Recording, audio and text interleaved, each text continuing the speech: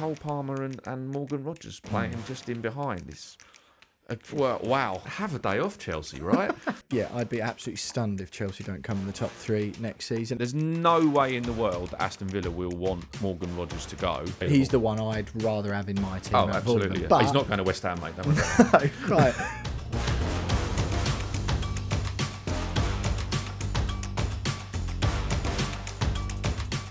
Hello and welcome to Transfers Exposed. I'm Will Pugh. That is Dean Scoggins, the Sun's Deputy Head of Sport. Dino, great to see you again, mate. This, of course, is your exclusive press pass to the most exclusive transfer stories throughout the summer, direct from Sun Sports News Desk. Dino, wonderful to see you. We are, of course, here every Tuesday and Thursday throughout the summer until the transfer window slams shut on September the 1st. Dino, huge story to start with this morning. The transfer window is really hotting up now, is it not? We had a few weeks of seemingly just talking about Gyökeres. Obviously, the Kudus deal broke that one up a bit. Lots of talking about Manchester United, and they still aren't really doing anything. But now we have Aston Villa entering the fray, and Chelsea, who love summer spending, love spending generally any time of the year, to be fair. But pluck Rogers, Morgan latest on hit list, and now Villa eye Garnacho move on the back page of the Sun this morning. A Dan King and Martin Blackburn combo special, two of our most elite journalists working on this huge story. Chelsea have made an £80 million Aston Villa. Chelsea have made, £80 million Aston Villa star Morgan Rogers their latest summer target, but this is going to start, it appears, the merry-go-round of all merry-go-rounds. Try and break it down for us. Well, look, I mean, have a day off, Chelsea, right?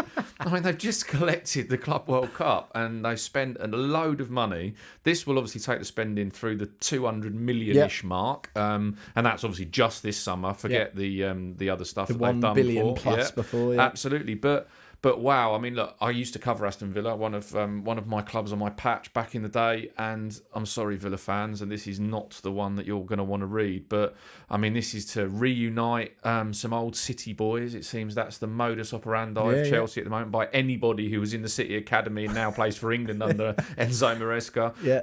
And look, absolutely 100% Aston Villa's best player. A brilliant young player. Obviously, big mates with Liam Delap, best mates or very good mates anyway with Cole Palmer. Yep. Celebration swapping as they do. And imagine both of them next to each other doing that in the Chelsea shirt next season. Roger actually did it first. I think that's right. They have a bit of banter between themselves, and Cole Palmer, everybody's favourite banter merchant on social media. But look, 80 million quid. That's what Villa want, isn't it? Villa have a PSR issue. Yeah. They're sort of slightly down the PSR table, if you like. They do need to bring some money in if they were going to buy. That doesn't mean they have to sell Morgan Rogers. They've there's been a lot of chatter around Jacob Ramsey over the last couple of windows.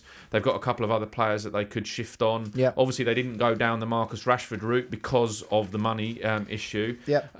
But yeah, I mean, I wouldn't have thought that's the only reason, but yeah, I'm with you. Yeah. Well, you're a bit harsh on dear Marcus. I am. Yeah. Come on. But yeah, look, Villa paid 15 million for Rogers from Middlesbrough. Exactly that. He's had quite a journey, in and out of different clubs since he left the City Academy. But now he firmly in the England squad, looking at a World Cup place next year. He actually sat in the stands last night for Villa at Walsall as well. I don't think we're reading anything into that. That's just defeat at Walsall as well. Yeah. But I don't. They'd have won if he'd played. Trust me. Sad list. Yeah. But look. His return was slightly less last year than I actually thought. I think it was 8 goals and 11 assists in the Prem. Yeah. But I think a little bit better across the 14 goals, 15 assists in all competitions. Yeah, and as I say, his games. Champions League performances were very, very good. And when you see him, playing at the very top level, his performance against PSG, for example, was ultimately in defeat, but his performance there was amazing. So 1 goal contribution in every 2. Yeah, it's pretty good from an attacking midfield player. Yeah. Well, I just thought from how well I remembered him playing, I thought the numbers would be slightly better than they are. But look, this would be another. I mean, I think I've used this phrase about 5 times in these shows now, but it would be another statement signing, wouldn't it? You really have. That is. I mean, but if Chelsea, Chelsea have already gone and cut said to me in about 12 hours' time, flicking through my Instagram, seeing your face come up, and Dino going, "It's another statement of intent." Signing. But you see, for signing Liam Delap, right? Great signing. Strengthening with João Pedro, okay, brilliant signing. We might get into a bit of what that means for Nicolas Jackson as we go through. But they've made it clear that the wingers that they've brought in that they want, and then you could imagine Cole Palmer and Morgan Rogers playing just in behind. Wow. Yeah. I mean, people are presumably the sort of the running joke of this summer that Chelsea are going to need about 17 buses to carry all of their players across. But they're going to ship some, obviously, as well. And look, and we should get into the whole money spend thing as well. Look, this is not just Chelsea selling another hotel in order to fund their spending to spree. Themselves. Yeah, to themselves, or as Villa did, selling their women's team to themselves as well. Yeah. This is not just a massaging of figures here. They've had a 100-odd million quid come in from the Club World Cup win, and so this would be then doubling down. Let's go. Let's spend that money and reinvest, and all of a sudden, are we talking about Chelsea as title contenders next year? I've been saying that for a long time. If they time. sign Morgan Rogers to add to the players that they've signed already, to me, they are firmly in the conversation. Yeah, I'd be absolutely stunned if Chelsea don't come in the top 3 next season. I think just on this one as well, before we do a little bit more of a deep dive, we'll see where it takes us, Dino. But now, so Chelsea like the look of Morgan Rogers, £80 million. Aston Villa also like Nicolas Jackson because he played for Villarreal under Unai Emery. He's recently said that Unai Emery taught me everything I know. I think didn't teach him the offside law.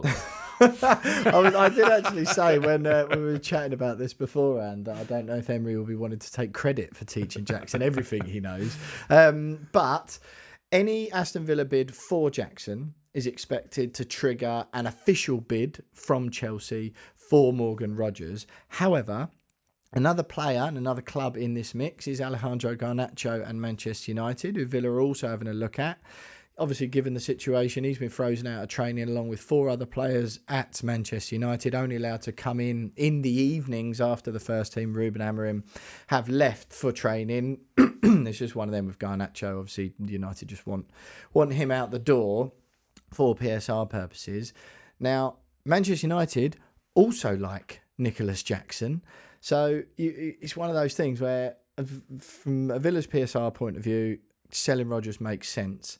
But if they buy Jackson, that would also make sense from a PSR point of view because these swap deals are no good for anyone anymore. So it's sort of PSR that's kind of forcing these merry-go-round transfers where it benefits clubs from selling players who are actually quite similar. Absolutely, yeah. But it's important to note as well that Chelsea are putting a fairly hefty valuation on Nicolas Jackson around about the £100 million mark, which I think would be quite eye-opening to most people considering Harry Kane was £100 million, okay?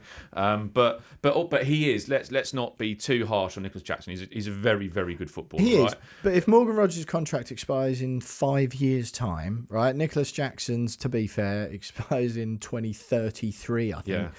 So, but that's one thing. I know contract length obviously comes in, but you can't be telling me, like, Morgan Rogers has got well enough time left on his contract to attract an enormous fee. Yes, you can't be telling me that Jackson's worth 20 million quid more than Morgan Rogers. I don't think so, no. But then, it depends where Chelsea get to. Yeah, it depends where Chelsea get to with the sale. If they have a player on their hands who then all of a sudden goes, well, I'm third choice here all of a sudden behind Delap and João Pedro, then he might agitate. And then it's like, again, I keep saying this, that these players are worth this money on paper, but they're worth nothing if they're an unhappy player who's not playing. Yeah, true. So they're at that point, you then get to a stage where you say, well, it's better that we have the money in and can reinvest elsewhere. So, yeah, look, Maybe. They're worth as much as people want to pay for them as well. Exactly. Look, there's no way in the world that Aston Villa will want Morgan Rogers to go. No.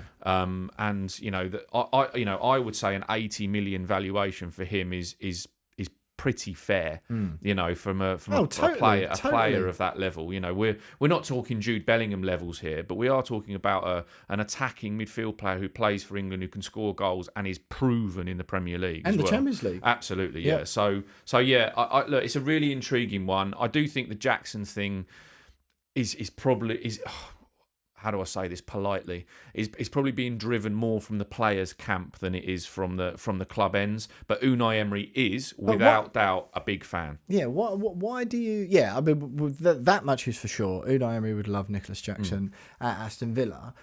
Do you not sense now the situation they're in? Unless Chelsea think, well, no, we want 3 strikers on the books, which would make perfect sense, right, with the Champions League campaign. And we've seen that from all of the Champions League clubs next season, really like going about big business, and they realise squad depth is the answer for this season. So do you not think that also, though, that Chelsea they wouldn't exactly be unhappy to see Jackson go, provided the money was right? I think provided the money's right, yeah, absolutely, providing the money's right. But that Chelsea are playing this very, very cutely. You know, they've done business early. You know, don't forget Jamie Gittins as well, and another wide and attacking player that they've brought in. So they've done a big business, and they've done it early. So it puts them in a very strong position, and they can sit there and go, no, he's our player. We have a valuation. We've not overspent because we've brought hundreds of £1 million in as well. Sold the goalkeepers. You know, they'll probably have 25 to 30 loan players at Strasbourg and different feeder clubs that they can sell as well, and balance the books pretty well. So they're in a very strong position. Villa less so, but then obviously the Garnacho factor. No Villa fan is gonna think that it's value to get or to lose Morgan Rogers for 80 million and bring Alejandro Garnacho in for 40 million. However, from a balance sheet perspective, obviously that's half the money. Garnacho's not as good as Morgan Rogers. Sorry. No. I agree with you on that front, but you're saying you'd pay half the money for him. I don't think he's half the player that Morgan Rogers is. He's 21 as well. Morgan Rogers is only 22. But no fan is going to will balance the books and have Garnacho instead of Rogers. They'd rather say, well, let's shift a couple of other midfield players. Look, I'm a big fan of Jacob Ramsey's, but they'd be better off shipping Jacob Ramsey for 40-odd million £. There are a couple of London clubs sniffing around Jacob Ramsey, and they have done for a long time. And Newcastle are another one who have looked at him over the last few months. But they'd much rather Jacob Ramsey, who wasn't an automatic starter. Yep. That, I think, would strengthen with Alejandro Garnacho coming in an area of the field where they need another player. Whereas losing Morgan Rogers, you know, you've got to go and sign a Cole Palmer or a Morgan Gibbs-White or somebody of that ilk to replace Morgan Rogers. Will there not be an acknowledgement? First of all, it's sort of worth pointing out that although they're kind of like part of the same situation, it's not that Villa think Jackson would be a replacement for Rogers. That's not it. Nor Garnacho, really. Don't forget Ollie Watkins in this as well. So, exactly. Well, that's sort of the situation. One of the situations. Watkins, I think, Bailey, Martinez, of course. If Villa can't get big money for those players, they are going to have to do something.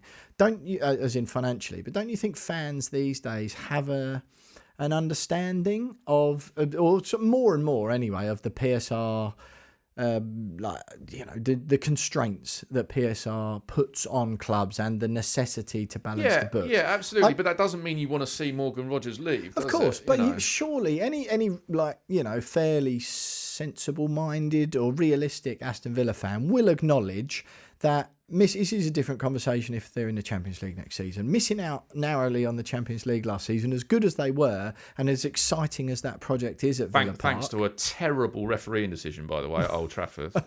Yeah, just trying to get some of the Villa fans back on side there. No. I'm with them. You deserve to be in the Champions League. I'm with them on Morgan Rogers. But again, we've said this on this podcast quite a few times now, is that the Champions League factor is huge. Yeah, you're absolutely right. But, you know, I just want to revisit the Ollie Watkins thing, though, as well, because Man United have sniffed around Ollie Watkins as well, and they want the 9. So, you know, and the physical 9. So you've got Jackson in the mix, you've got Ollie Watkins in the mix, you've got Morgan Rogers in the mix, and you've got Alejandro Garnacho. Yeah. As you mentioned, that little merry-go-round. Yeah. Those clubs are all in dialogue. Yeah. They're clubs who, you know, between them, no club really gets on, but No. they've done business together before. Yep. You know, Man United and Aston Villa have done good stuff with Marcus Rashford in the last season as well. The lines of negotiation are open. Yeah, of course, totally. And obviously, Man United particularly keen to get. I would argue that Garnacho is the best player of that outcast bunch. I know Anthony's gone on and done it in Spain, but as far as the Premier League goes, out of all of those players who aren't training for Man United, most saleable. He's the one I'd rather have in my team. Oh, absolutely. Yeah. But he's not going to West Ham, mate. Don't worry about it. right. But obviously, from a PSR perspective, that's why Man United are desperate to see him go, because he'll be pure profit, 40, 50 million quid's worth. Just very quickly before we move on, Dino, one thing I do want to say is Omari Hutchinson. We briefly mentioned him the other day, and then we had to pull it from the show because there was a deadline. We weren't sure, a deadline for the bid to be submitted, which we weren't sure whether or not Brentford were going to hit. We later learned that they did make an offer of £35 million before Tuesday's deadline, which related to a release clause in Omari Hutchinson's Ipswich contract, but the payment structure did not meet all of the necessary conditions for that to actually be triggered, which means Brentford, they can still go back with another deal, but it's not, then they won't be triggering a release clause anymore. We expect them to go back with a bid just under the £40 million mark, but this means big things for Manchester United, because you sense that this is going to be Brentford's Bryan Mbeumo replacement, which means that deal may finally actually go through soonish. If Man United bid the money, as I keep saying, Brentford are digging in and pay the money, get the player. Yep. Just very quickly as well, just want to give a bit of a shout out to James Brown on the Sun Sport desk. The Blue England Patriots, my absolute favourite headline of the year so far, and an excellent spread from Dan King, just talking about how Chelsea are sort of in pursuit of that old English core like they had with John Terry, Frank Lampard and Joe Cole, and Ashley Cole, of course, pictured there with the FA Cup on the main spread on the inside of the paper. Exciting, a World Cup, yeah. Do you think that these days, in this day and age, that having an English core like that can sort of be a real benefit? Oh, absolutely, yeah. They're together on international breaks. They're together on club trips. They're mates, and it's the phrase "band of brothers" gets bandied about too much, but it's true. It's, you know, I'm the biggest fan of the best foreign players coming to the Premier League. I don't buy into this, you know, there's too many coming over. However, when you get that core of English talent, they will rise to the top. And if they're all playing together every week, great stuff for Tuchel in England. Absolutely. If you want to read that piece, excellent piece by Dan King, head to the Sun Football website.